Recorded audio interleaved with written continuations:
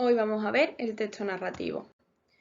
Para comenzar, hay diferentes tipos de textos narrativos, según sea el canal de transmisión y la naturaleza misma del relato.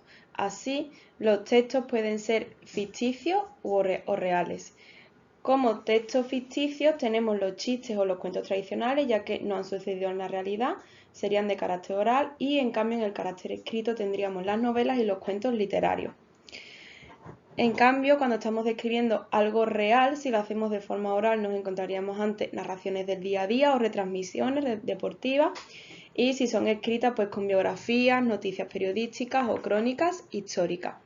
En cuanto a su estructura, tienen una estructura básica que está marcada por el proceso de las acciones que se van a relatar. Así, todas las obras empiezan con un planteamiento donde se introduce a los personajes y se presenta la situación inicial, que habitualmente está en equilibrio. A continuación pasaríamos a la complicación o el nudo, que es el núcleo de la narración en el que se producen ya los acontecimientos que rompen este equilibrio inicial y que desencadena que los personajes tengan que actuar. Y finalmente tenemos el desenlace, que ya sería la parte final en la que se muestran las conclusiones de estas acciones que van llevando a cabo los personajes y que generalmente terminan con una nueva situación de equilibrio. Las características lingüísticas que presentan los textos narrativos son estas que vemos aquí. Por un lado, el tiempo más habitual a la hora de redactar un texto narrativo es el pretérito perfecto simple, con verbos como jugó, comió, estudió, conoció, amó, etc. Y el presente histórico, que es el que empleamos para acercar un acontecimiento pasado al presente. Por ejemplo, Roma se funda en el 753 a.C. Hay también abundantes conectores que ayudan a cohesionar el texto y secuencias textuales dialógicas y descriptivas. Además, tenemos también construcciones sintácticas que expresan temporalidad, ya que tienen que ir marcándonos cuándo ocurren las acciones. Un ejemplo de estas construcciones sintácticas temporales pueden ser durante varios años, cada día, en enero, en febrero, en verano, en otoño, etc. Después tenemos también elementos que ayudan a la coherencia textual, y es que siempre haya un narrador determinado, es decir, que sea siempre el mismo, que nos vaya a que nosotros sepamos quién está narrando y cómo es ese narrador, que estén siempre los mismos personajes, no que de repente aparezcan y desaparezcan sin que se nos explique por qué ocurre esto, y que los acontecimientos sean lógicos entre sí. En cuanto a los elementos del texto narrativo, tenemos al narrador, que el narrador es quien cuenta la historia, informa sobre los personajes y describe el lugar y el tiempo en el que se desarrolla esta acción narrativa, y puede ser de tres tipos diferentes. Focalización cero. En ese caso, el narrador sabe absolutamente todo lo que pasa, todo lo que sienten los personajes, todo lo que piensan, todo lo que ve, lo conoce absolutamente todo. Y tenemos como ejemplo el primer texto de abajo. Ella lo quería mucho, él por su parte la amaba profundamente sin darlo a conocer. Aquí estamos viendo cómo él aún no ha dicho que la ama, pero sin embargo el narrador ya lo sabe, por lo que es un narrador de focalización cero. Después tenemos de focalización interna, que es aquel que nos narra la historia siendo un personaje propio y solamente sabemos pues lo que ese personaje ve o intuye. Ahora soy una madre y una mujer casada, hace mucho fui una delincuente, solamente sabemos lo que el narrador conoce. Y por último tenemos la focalización externa, que es cuando el narrador es externo a los personajes y solamente sabemos lo que ve y oye. Por ejemplo, el último de ellos: la puerta del restaurante se abrió y entraron dos hombres. Nosotros sabemos lo que él ve, que están entrando dos hombres.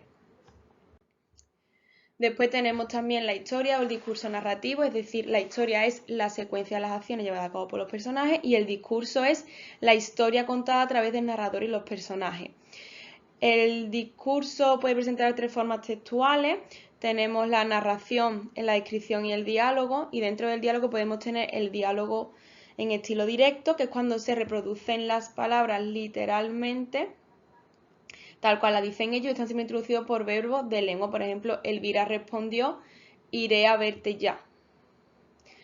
Después tenemos el estilo indirecto, que es cuando resume lo que ha hecho otros personajes. Elvira respondió que iría a verte ya. El estilo directo puede expresarse de dos formas, tal y como estamos viendo en el primer ejemplo, con el guión o sin el guión y las comillas. Después existen diferentes procedimientos para introducir el pensamiento, puesto que antes lo que hemos visto es cómo hablan, y aquí vamos a ver ahora cómo se introduce el pensamiento. Así tendríamos el estilo indirecto libre, que es cuando no se utilizan verbos de lengua o pensamiento y se imita la forma de expresarse del personaje en cuestión.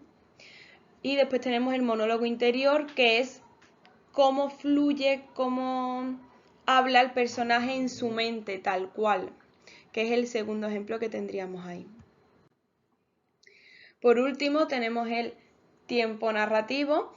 El tiempo narrativo tenemos el tiempo de la historia, que es el orden en el que ocurren los hechos, y el tiempo del discurso, en cambio, es el orden en el que el narrador los presenta, ¿vale? ¿Por qué ocurre esto? Porque los hechos pueden ocurrir de forma cronológica, es decir, uno detrás de otro según sucede en el tiempo, pero también es cierto que los hechos pueden alterarse adelantándose o retrotrayéndose. Por ejemplo, el orden prospectivo es aquel en el que el orden cronológico se altera y nos adelanta un acontecimiento.